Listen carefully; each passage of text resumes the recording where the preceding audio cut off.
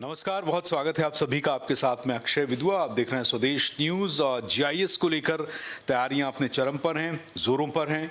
24-25 फरवरी की तारीख आने वाली है और एमपीटी के जिम्मे सत्कार, भोजन, खाना पीना, स्वागत गेस्ट का, ये सब कुछ है। और इस समय हम मध्य प्रदेश टूरिज्म कॉरपोरेशन के हेड ऑफिस में हैं। मेरे साथ सुरेंद्र प्रताप सिंह सर हैं, एसपी सिंह सर, और आप जीएम ऑपरेशन हैं, खाने पीने की पूरी जिम्मेदारी है। इसके अलावा मेरे साथ सिद्धार्थ वीरेंद्र सर हैं, आप कॉरपोरेट शेफ हैं एमपीटी में। आप दोनों का बहुत बहुत स्वागत है स्वदेश न्यूज़ में। तो सबसे पहले सर, काम कितना तेज़ी से चल रहा है? अभी लगातार मीटिंगों का दौर जारी है, काम का बहुत प्रेशर होगा निश्चित रूप से। काम का प्रेशर है और काम बहुत तेज़ी से चल भी रहा है। जी जी। क्योंकि अभी दो दिन बचे हैं, 24 से कार्यक्रम शुरू हो जाएगा, सवेरे शुरू हो जाएगा। तो हम लोगों को तो 23 को ही सभी तैयारी वहाँ पर पूरी कर लेनी। जी हाँ। तो लगभग ये जो खबर आई कि जीआईएस होने वाला है, तो हम ओवरऑल बात करते हैं। मेरा विषय सिर्फ इतना नहीं है कि आप अभी क्या करने वाले हैं, कुल मिलाकर ये कि एक बहुत बड़ा मौका है, हम सबके लिए सौभाग्य भी है। और अपने आप में एक बड़ी खबर ये है कि आप जितने भी मुख्यमंत्री देखें, उनके शासनकाल देखें, पहली बार ये मौका आ रहा है कि प्रधानमंत्री देश के भोपाल में रात्रि विश्राम करने के लिए आ रहे हैं। तो इस तरह के प्रोटोकॉल्स में जब काम करते हैं और आप लोगों को खबर मिली कि 24 और 25 तारीख को ये होना है, धीरे धीरे तैयारियां आगे बढ़ी, एमपीडीसी के साथ बहुत सारी बैठकें हुई होंगी, तो दिनों दिन करके ये प्रेशर बढ़ रहा होगा आपका। तो कब से ये सब चल रहा है आपका जो शेड्यूल है? ये शेड्यूल तो करीब तेज़ी से तो करीब 1 महीने से चल रहा है और ग्रेजुअली उसको मतलब हम सभी चीज़ों को रिस्पॉन्ड भी करते हैं और चीज़ें रिजॉल्व भी हो रही हैं। इसलिए आज इस स्थिति में हैं कि हम कल परसों से कार्यक्रम बहुत अच्छी तरह से कर सकते हैं। अच्छा। तो अब तक एक अनुमान के मुताबिक कितनी बैठकें हो चुकी होंगी आप लोगों की? तो याद नहीं है, दिन में 4-4, 6-6 भी हो जाती हैं। पूरे दिन मतलब अभी पिछले 1 महीने से आपका खाना पीना, सोना उठना सब कुछ डेडिकेटेड हो चुका है जीआईएस को? बिल्कुल बिल्कुल बिल्कुल बिल्कुल जी, सब कुछ जीआईएस के लिए। तो आपके जिम्मे जो तैयारियां आई हैं जीआईएस की, या आपका एमपीटी जो काम कर रहा है, ठीक है डिपार्टमेंट बटे हुए हैं, तो एमपीटी को क्या क्या काम मिला हुआ है एमपीआईडीसी की ओर से? उसमें एकोमोडेशन है, ट्रांसपोर्ट है और कैटरिंग है। अच्छा, तीनों चीज़ें। और इन तीनों चीज़ों का एकोमोडेशन, ट्रांसपोर्ट, कैटरिंग का सबका जिम्मा अलग अलग लोगों का? जी हाँ। तो मेरे ख्याल से ट्रांसपोर्ट और क्या जो एकोमोडेशन है वो भी चैलेंजिंग है, लेकिन क्योंकि खाना हर किसी की व्यक्तिगत पसंद के ऊपर निर्भर करता है। मतलब हो सकता है कि मुझे रुकने के लिए ख़राब कमरा मिले तो मैं एडजस्ट कर जाऊंगा, हो सकता है आप मुझे छोटी गाड़ी दे दें या किसी व्यक्ति को भी, तो वो छोटी गाड़ी से एडजस्ट कर लेगा। लेकिन फाइनली जो टेस्ट है वो हर किसी का अपना स्पेसिफिक है, विशेषज्ञता उसमें होती है। तो ये आपने बहुत कठिन जिम्मेदारी ले रखी है, स्वाद की जिम्मेदारी। बिल्कुल सही कह रहे हैं आप। इसके पहले हम लोगों ने 6 आरआईसी भी किए हैं, मतलब इन्हीं का छोटा स्वरूप कह लें। तो उससे भी हम लोगों ने बहुत कुछ सीखा है और ये उसी का बड़ा स्वरूप है। इसलिए इसमें कोई ऐसा बहुत बड़ा चैलेंज हमको तो नहीं लग रहा कि बिल्कुल बिल्कुल बिल्कुल पहले से ही है, बहुत दिन से हो रही है जी। तो अनुमान के मुताबिक कितने मेहमान आप लगा रहे हैं कि जिनका भोजन होने वाला है? करीब 8 से 8.5 हज़ार के आस। तो एक चर्चा जो आपसे हुई थी, मैं थोड़ा वो आपसे समझना चाहूँगा कि ताज, मैरिट, एमपीआईडीसी और आयोजन कैसे कैसे काम बटा हुआ है? ताज को वीवीआईपी है, मैरियट को वीआईपी है, कंट्री लाउंज है और मीडिया है, और जो डेलीगेट्स का है वो एमपी टूरिज्म के पास है, आयोजन कैटरर के पास। वो आप ही लोग करेंगे। कितने लोग लगभग आपके अंदाज के मुताबिक भोजन करेंगे इन 2 दिनों में? मैंने बताया जैसे ही 8 साढ़े 8 हज़ार एक दिन के हैं। एक दिन के? जी जी। मेन्यू अभी तक कुछ डिसाइड नहीं? नहीं, मैंने कुछ अभी डिसाइड नहीं। तो आप तैयारियों को जो फाइनल स्वरूप दिया जाना है उसमें भी कितना और समय लगेगा? नहीं, तैयारियां ऑलमोस्ट पूरी हैं। देखिए, कैटरिंग तो तभी होती है उसके एक दिन पहले, जब खाना बनेगा। खाना पहले से बना के तो रखा नहीं जाता है, इसलिए तैयारी है हमारी। तो एक दिन पहले शुरू करेंगे, नेक्स्ट डे से उसका वो। बहुत सारा रॉ मटेरियल का एक बड़ा टेंशन होता है जब भी केटरिंग शुरू होती है, तो उस सब का परचेज एक दिन पहले हो जाएगा, सब्जियां एंड ऑल एंड आप? हाँ, वो तो रूटीन का है, वो बहुत बड़ा इशू नहीं, वो तो होता ही है। जीएम ऑपरेशन को खासा अनुभव है मेहमान नवाजी? बिल्कुल बिल्कुल, बहुत अच्छा अनुभव। चलिए, थोड़ा आपके शेफ हैं उनसे हम बात कर लेते हैं। सिद्धार्थ वीरेंद्र भी हमारे साथ। बहुत बहुत धन्यवाद सर। थैंक यू, धन्यवाद सर। सिद्धार्थ वीरेंद्र सर मेरे साथ हैं, आप कॉर्पोरेट शेफ हैं एमपीटी में, और जैसा कि अभी जीएम ऑपरेशन से हमारी बात हो रही थी सिंह सर से और ओवरऑल बात की, अब खास बात मेन्यू को लेकर, खाने को लेकर, स्वाद को लेकर और चैलेंजेस को लेकर। तो सिद्धार्थ सर, मेरी उत्सुकता ये है, मेरा एक्साइटमेंट ये है कि पीएम का भोजन आप बनाने वाले हैं। कह सकते हैं हमारी ही टीम है वो, सब पीएम से लेकर बाकी सभी के लिए बनाना है, और चैलेंज इक्वली है क्योंकि खाने का स्वाद सभी के लिए एक जैसा ही रहता है। तो इसे मैनेज कैसे करेंगे, मतलब क्योंकि 23 को तो राजभवन में उनका रुकने का है, तो वहाँ की जिम्मेदारी भोजन की आप लोगों पर है या किसी और के ऊपर है? हमारे ऊपर ही। तो उसके लिए मेन्यू अलग डिसाइड होगा कि प्रधानमंत्री आएंगे, उनके साथ कितने लोग होंगे, उनकी जो टीम होगी, या कितने लोगों का आपको बोला गया है 23 का डिनर का? 23 का डिनर का अभी तक कुछ कंफर्म फिगर तो नहीं बताया गया है, लेकिन हम लोग जैसे कभी कभार एक्सपेक्ट करके भी चलते हैं। और जहाँ तक राजभवन का बात है, और सभी हाईएस्ट डिग्निटरीज जो होंगे स्टेट के वो भी होंगे वहाँ पर, तो मैं ये उम्मीद कर रहा हूँ कि एटलीस्ट 300 साढ़े 300 तक तो होनी चाहिए। अब कंफर्म फिगर एक बार आएगा तो कंफर्मेशन हम उसी के बाद दे सकते हैं। ये हम बात कर रहे हैं 23 तारीख की रात। जी, 23 तारीख को जो राजभवन में जो उनका जो होगा उसका। अच्छा, 23 को एक जो गेट टुगेदर मिंटो हॉल की जो चर्चा चल रही थी, उसका अभी तक नंबर आप लोगों के पास नहीं है? उसका अभी तक नंबर कहा नहीं गया है, क्योंकि जैसा जैसा कहा गया है कि वो 1-to-1 मीटिंग एक तरीके से प्रधानमंत्री महोदय करेंगे। तो वो किसके साथ करेंगे, वो क्या करेंगे, ये तो जब तक वहाँ से कुछ कंफर्मेशन। इस जो शेड्यूल आप बता रहे हैं उसके हिसाब से तो मुझे लगता है कि वो दिन में आने वाले हैं फिर 23 को। अगर ये गेट टुगेदर मिंटो हॉल में जो होने वाला है उसके अकॉर्डिंग, उसके हिसाब से अगर आप अनुमान लगाएं तो फिर तो 23 की दिन में पीएम भोपाल आ जाएंगे, अगर वो गेट टुगेदर शाम को। उनके लिए ये कह पाना तो मुश्किल है कि अगर शाम को उनका प्रोग्राम है तो वो दोपहर में आएंगे, क्योंकि जिस तरीके से उनकी कर्मठता देखी जा रही है, वो तो ऐसा भी हो सकता है कि एयरपोर्ट से उतरकर सीधे वो फंक्शन में ही आ जाए। हमें शाम का टाइम दिया गया है कि शाम को, जैसे शाम के नाश्ते का समय अगर दिया हुआ है, तो उनके अराइवल का टाइम अभी हम कुछ कंफर्म, हमारे पास तो जब तक मिनट्स ऑफ मीटिंग नहीं आए हम कुछ नहीं बता सकते हैं उसमें। तो अभी मिंटो हॉल का नंबर, नाश्ता या खाना या हाई टी क्या है? ये पूरी तरीके से अभी आप एक तरीके से बोल सकते हैं कि शायद कल शाम तक ही हमें क्लियर पता चलेगा, क्योंकि वो हाई टी है कि डिनर है, क्या है, ये अभी तक नहीं कंफर्म है। बस हम हर तरीके से बस तैयार हैं कि हाई टी बोलेंगे तो हम हाई टी कर देंगे, डिनर बोलेंगे तो हम डिनर कर देंगे। मेन्यू तो जब तक वहाँ से कंफर्म होकर नहीं आएगा। तो आप लोग प्रपोजल देते हैं मेन्यू का कि वहाँ से पूरी लिस्ट आती है कि भाई ये खाना प्रेफरेंस? नहीं, हम लोग यहाँ से मेनू बनाकर देते हैं, उनके पास पीएमओ ऑफिस जाता है, फिर वो उसको अप्रूव करते हैं। तो आप लोगों ने मतलब मेन्यू दे दिया है जी। 23 का, हाई टी का भी, डिनर का भी, या जो भी प्रोग्राम? हाँ। तो क्या हम ये अंदाज़ा लगा सकते हैं कि अगर गेट टुगेदर होनी है तो डिनर उसी में होना है, या गेट टुगेदर नहीं होनी है तो फिर राजभवन में पीएम का अपना डिनर होगा, उसके साथ फिर कितने लोग रहेंगे, अभी ये कुछ भी कंफर्म नहीं, अभी कुछ कंफर्म नहीं है। ठीक है। अब बात इस पर कि पीएमओ के मेन्यू का, उनके टेस्ट का, डिशेस का प्रोटोकॉल क्या होता है? बेसिकली तो फुल वेजिटेरियन रहता है, और उनका जो फूड हैबिट्स होता है उस हिसाब से जो पीएमओ होता है वही फाइनल करता है उस लिस्ट में से देखकर। तो फूड हैबिट्स तो उन्हीं के पास रहता है वो चीज़। तो मेरे को जहाँ तक लगता है कि स्पेशली सिर्फ एक चीज़ का वो ध्यान ये देते होंगे कि कोई ऐसा तो नहीं, क्योंकि किसी कुछ खाने के सामान से किसी को कुछ एलर्जी ऐसा सब अगर होता है, अगर वैसा कुछ भी होगा तो उसको वो मना करेंगे कि ये चीज़ मत दीजिएगा। उसके अलावा तो मेरे को नहीं लगता ऐसा, क्योंकि इसके पहले भी हम, ऐसा बात नहीं है कि कैटर हमने नहीं किया है, हमने कैटर किया है, पीएम महोदय को भी किया है। तो को करने का सौभाग्य आपको कब मिला? इसके पहले एक बार उनका जिस समय कूनो पालपुर में जब वो चीते छोड़ने आए थे, उस समय भी वहाँ पर भी हमारी ही कैटरिंग थी, तो वहाँ पर मौका मिला था, तो इसीलिए वो सौभाग्य तो। क्या एक लंच, ब्रेकफास्ट, डिनर क्या था वहाँ?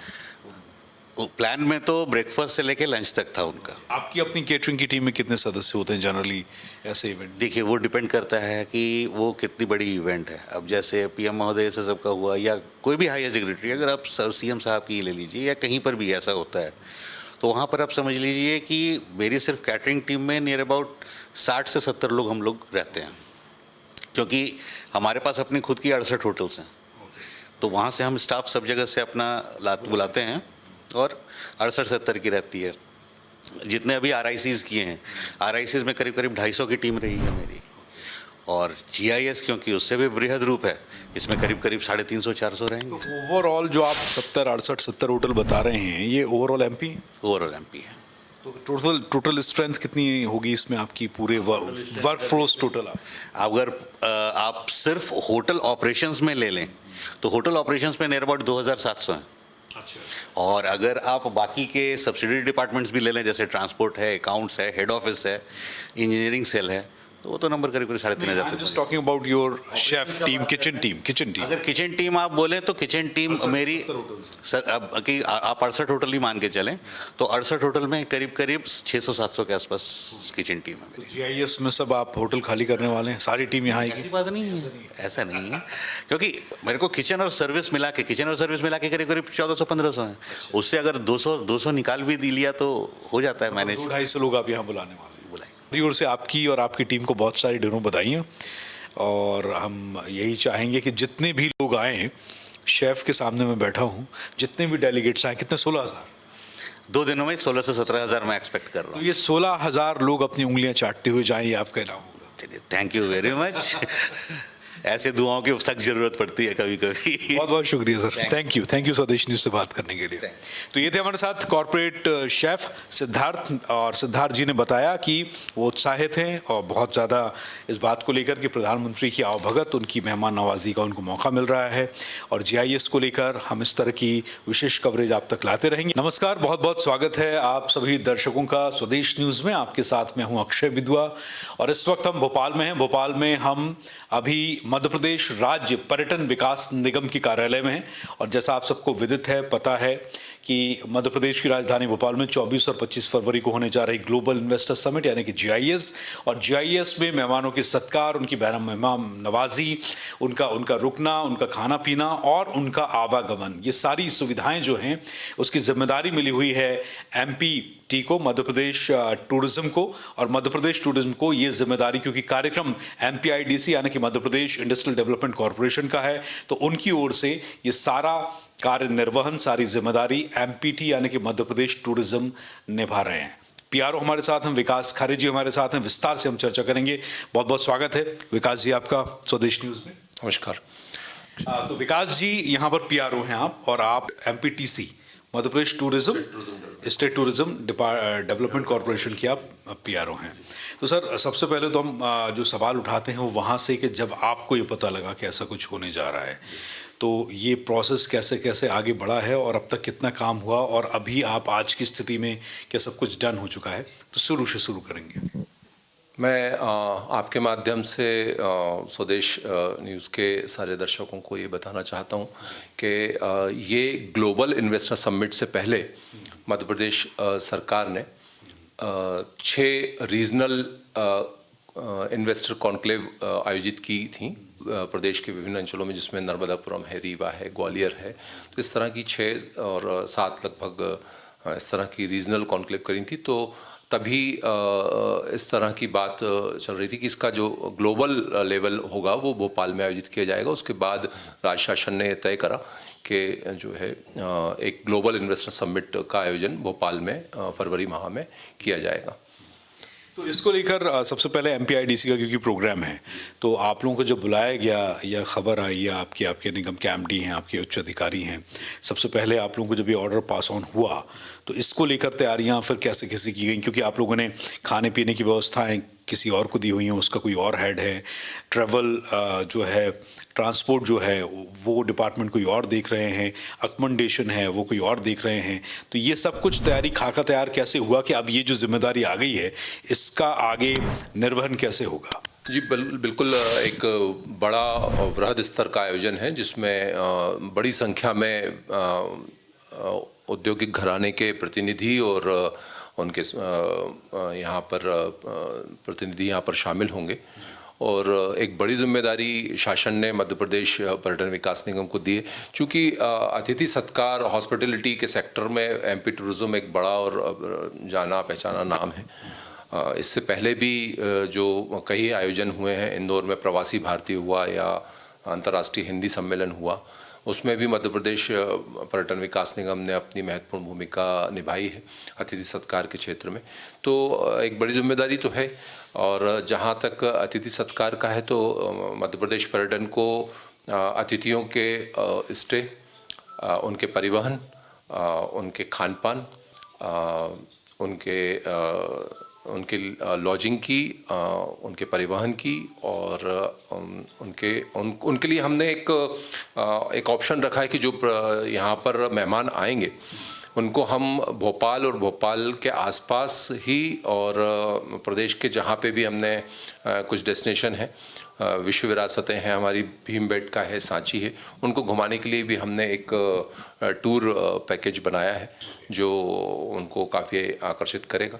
तो इस तरह की कई आकर्षण हैं जो इस पूरे आयोजन में आपको दिखाई देंगे। ये जो टूर पैकेज आपने बनाया है ये कितने लोगों को आप एक साथ टूर करा पाएंगे और उस पैकेज में क्या क्या शामिल? 24 और 25 का 2 दिन का है। एक भोपाल का हेरिटेज वॉक है, एक भोपाल भीमबेटका भोजपुर का एक टूर है, एक भोपाल सांची उदयगिरी का एक टूर है, एक भोपाल से उज्जैन से भोपाल का एक टूर हमने यहाँ पर जो है बनाया है। तो ये इसे मैनेज कैसे करेंगे, क्योंकि 2 दिन तो कॉन्क्लेव समिट चलने वाला है, तो ये टूरिस्ट टाइम इन्वेस्टर्स कैसे निकालेंगे? इन्वेस्टर्स जहाँ जैसे हमने आपको बताया कि हमारे पास सभी के स्टे की जिम्मेदारी है और हमने लगभग 50 से अधिक होटल्स बुक किए हैं जहाँ पर मेहमानों को ठहराने की व्यवस्था की है। उन सभी होटल्स में हमने एक बुकलेट उस पूरे टूर की, हेरिटेज वॉक टूर की या जो अन्य स्थल हैं भोपाल से भीमबेटका, भोपाल से सांची, उदयगिरी, इस पूरे टूर पैकेज की एक बुकलेट वहाँ पर होटल्स में, वहाँ पर उनके रिसेप्शन पे वहाँ पर प्रोवाइड कराई जाएगी। और जो भी मेहमान समय निकाल कर इसमें जाना चाहते हैं तो हमने उस बुकलेट में एक नंबर दिया है, एक हेल्पलाइन नंबर है, उससे वो अपनी बुकिंग करा सकते हैं और वो इस पूरे टूर में शामिल हो सके। यानी कि ये होगा 24-25 के बाद जो स्टे करेंगे। 25 में मॉर्निंग आवर्स में है, एक्चुअली पूरा आयोजन MPIDC ने इस तरह से डिज़ाइन किया है कि अलग अलग सेशन वाइज अलग अलग सेक्टर्स की वहाँ पर सेशंस हैं। तो जिन अतिथियों का, जिन मेहमानों का फर्स्ट डे सेशन है वो सेकंड डे में इस टूर को ज्वाइन कर सकते हैं, जिनका सेकंड डे है वो फर्स्ट डे में आके इसको ज्वाइन कर सकते हैं। तो इस तरीके से उनकी कन्वीनियंट के हिसाब से हमने इस टूर को बनाया। भोपाल हेरिटेज वॉक में क्या क्या आप घुमाएंगे? भोपाल हेरिटेज वॉक में रानी कमलापति का महल, जो कि कमला पार्क के पास स्थित है, बड़ा तालाब है जो कि एक रामसर साइड है, ताजुल मसाजिद है वो हमने कहा, गौहर महल जो है सदर मंजिल है। तो ये सब चीज़ें जो भोपाल की विरासतीय धरोहर हैं इनको दिखाने का प्रयास करेंगे। उनके उस लिंक में कोई ऐसा आपने अकाउंट बनाया है कि आपको ये गाड़ी दी जा रही है, ये ड्राइवर दिया जा रहा है, ये उसका नंबर है, कुछ टाइप का मैंने सुना था। ये सब कैसे मैनेज हुआ है? लॉजिस्टिक्स की अगर बात करें तो मध्य प्रदेश पर्यटन विकास निगम ने एक बड़ी व्यवस्था यहाँ पर की है। एक पर्यावरण को संदेश देने के लिए कि पर्यावरण के प्रति हम जागरूक हैं, हमने लगभग 80 से 100 गोल्फ कार्ट्स, ई कार्ट्स का व्यवस्था की है जो कि वेन्यू राष्ट्रीय मानव संग्रहालय में संचालित की जाएंगी। और इसके अलावा लगभग 45 इलेक्ट्रिक बसेस जो हैं वो मेहमानों को उनके होटल्स से उनको वेन्यू, उनके आयोजन स्थल तक, वहाँ तक पहुँचाएंगी। उसके बाद वो गोल्फ कार्ट उनको अंदर राष्ट्रीय मानव संग्रहालय का बड़ा कैंपस है जिसमें वो वहाँ तक उनको आयोजन स्थल तक पहुँचाएंगी। तो एक ये व्यवस्था की गई थी। इसके साथ साथ कुछ बड़े औद्योगिक घराने के प्रतिनिधि और उनके स्वामी यहाँ पर उनका आगमन होगा, उनके लिए भी हमने कई तरह की व्यवस्था की है जिसमें कुछ SUVs करी हैं, लगभग 300 के करीब SUVs करी हैं, उसके इक्विवेलेंट और गाड़ियाँ की हैं, कुछ मर्सिडीज़ बेंच हैं, इसके अलावा कुछ छोटी कार्स भी हैं जो हमने यहाँ पर उनके लिए अरेंज की है। रुकने का जहाँ तक मुझे समझ में आया, पे कॉल सेंटर है और किसी भी मेहमान को कोई परेशान होने की ज़रूरत नहीं है। ये होटल्स आपने पिक कहाँ से किए हैं? क्योंकि 3 रूट्स हम देख लें, हम NH-44 देखें, जौलपुर साइड से एक रूट आ रहा है, एक इंदौर साइड से आ रहा है, एयरपोर्ट से जो रूट है, इंदौर एयरपोर्ट का रूट एक ही है। तो आपने होटल्स को चिन्हित किया है कि किन किन एरियाज से आपको ये होटल ब्लॉक करने हैं क्या? नहीं, भोपाल में लगभग इतनी क्षमता है कि वो भोपाल में लगभग 2200 से अधिक कमरे उपलब्ध हैं, बिल्कुल। और सारे होटल्स भोपाल में भोपाल के ही होटल्स हैं जिनमें मेहमानों के लिए व्यवस्था की गई है। कुछ 5 स्टार कैटेगरी के हैं, कुछ 4 स्टार। इसके अलावा हमने एक टेंट सिटी भी यहाँ पर बनाई है जो 4 स्टार कैटेगरी की है, और लगभग 108 टेंट्स की व्यवस्था है। और ये पंडित खुशीलाल महाविद्यालय के करीब एक मैदान में वो टेंट सिटी स्थापित की गई है। ये टेंट सिटी इन 2 दिनों के लिए है या इसको आप टाइमिंग थोड़ा एक्सटेंड कर सकते हैं? फिलहाल तो ये 2 दिनों के लिए है, और ये टेंट्स भी लग्जरी टेंट्स हैं जिसमें 4 स्टार कैटेगरी की सुविधाएं प्रदान की जाएंगी। हमने ये भी सुना था कि कुछ लोग एयरपोर्ट पर अगर आते हैं इंदौर में, तो इंदौर से भोपाल लाने के लिए कुछ बड़े जो बिजनेस टाइकून्स एंड ऑल हैं, उनको आप लोग हेलीकॉप्टर प्रोवाइड करेंगे भोपाल तक लाने के लिए, ऐसा कुछ प्लान है? ये देखने वाली बात होगी कि कितने उद्योगपति इंदौर पहुंचते हैं, और जो भी आवश्यकता अनुसार होगा वो उनके लिए प्रोवाइड कराया जाएगा। ठीक है। इसको लेकर क्या प्लान है आपके ट्रांसपोर्ट को लेकर? जैसा आपने बताया कि पर व्यक्ति को एक ड्राइवर की गाड़ी का नंबर के साथ में आप लोगों का पूरा डेटा कि इस नंबर की गाड़ी एक ड्राइवर चला रहा है और ये गाड़ी इस बिजनेस टाइकून को या बिजनेस इन्वेस्टर को ये दी गई है। तो ऐसा कोई डेटा, कॉल सेंटर, ये सारी जानकारियाँ कैसे कनेक्ट करेंगे आप? ये सारी वो होटल्स से कनेक्ट कराया है उन सभी ड्राइवर्स को, और किस मेहमान की किस होटल्स में लॉजिंग की व्यवस्था है और उसको कौन सी गाड़ी प्रोवाइड कराई गई है, वो ड्राइवर्स को भी पता है और होटल्स स्टाफ को भी पता होगा। तो कुल मिला के ट्रांसपोर्ट में आपकी इलेक्ट्रिक बसेस हैं, कुछ कार्ट्स हैं और कुछ लग्जरी गाड़ियाँ भी? ई कार्ट्स और गोल्फ कार्ट्स जो हैं वो आयोजन स्थल के लिए हैं, बाकी अंदर के लिए राष्ट्रीय मानव संग्रहालय के कैंपस में उनको जो है मुख्य जो मंच है वहाँ तक डोम जो बनाया है, एक 3000 लोगों का की क्षमता वाला एक डोम है जो जहाँ पर प्रधानमंत्री जी सभी को संबोधित करेंगे जिस दिन इनॉग्रल सेरेमनी है। तो वहाँ तक पहुँचाने के लिए, और जो भी इन 2 दिनों में निवेश को लेकर जो भी सेशंस होंगे वो उसमें अपनी महत्वपूर्ण भूमिका निभाएगी। ये जो ट्रांसपोर्ट होने वाला है इसके लिए पार्किंग की जो फैसिलिटीज़ हैं, कितनी पार्किंग बन रही हैं? अंदर कितनी गाड़ियां ब्लॉक करेंगे, कितनी गाड़ियां बाहर भेजेंगे? बाहर पार्किंग कहाँ कहाँ है? पार्किंग की व्यवस्था डिस्ट्रिक्ट एडमिनिस्ट्रेशन ने की है, जो कि कुछ पुलिस वायरलेस ग्राउंड्स में है, कुछ स्मार्ट सिटी पार्क्स में है, और इस तरह की व्यवस्थाएं जो है आसपास की सारी व्यवस्थाएं रहेंगी। और जो बसेस हैं उनको स्मार्ट सिटी पार्क में पार्क किया जाएगा। बाकी और जो गाड़ियां हैं और जो वाहन हैं वो पुलिस वायरलेस मैदान में पार्क किए जाएंगे। मेरे ख्याल से 280 वाहन अंदर जाने की परमिशन है कि ये जो टोटल इन्वेस्टर्स आ रहे हैं उनमें से 280 वाहन की पार्किंग अंदर है। वीवीआईपी श्रेणी के मेहमान हैं उनके लिए अलग व्यवस्था की गई है कि वो सीधे वहाँ तक अंदर पहुँच सकें। इसके साथ ही जिला प्रशासन से भी जो समन्वय है उसके अकॉर्डिंग सारा काम। वेन्यू में जो डोम लगाए गए हैं, जो फैसिलिटीज़ दी गई, जो व्यवस्थाएं की गई हैं, वो आपके द्वारा कुछ आउटसोर्स किया गया है काम या एमपीआईडीसी की जिम्मेदारी में था? जो है जी वो एमपीआईडीसी का पार्ट है और एमपीआईडीसी ने उसको बखूबी अपना काम किया है उसके लिए। बहुत बहुत शुक्रिया हमसे बात करने के लिए। धन्यवाद अक्षय जी।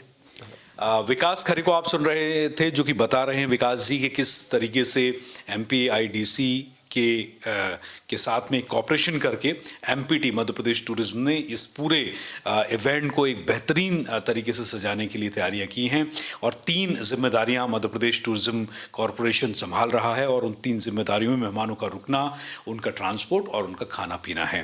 ग्लोबल समिट को लेकर इस विशेष कवरेज पर हम बने हुए हैं। ऐसी ही रोचक जानकारियां आपके सामने लाते रहेंगे। आप देखते रहिए स्वदेश न्यूज़। अपने वीडियो जर्नलिस्ट मनीष के साथ मैं अक्षय विधुआ। नमस्कार।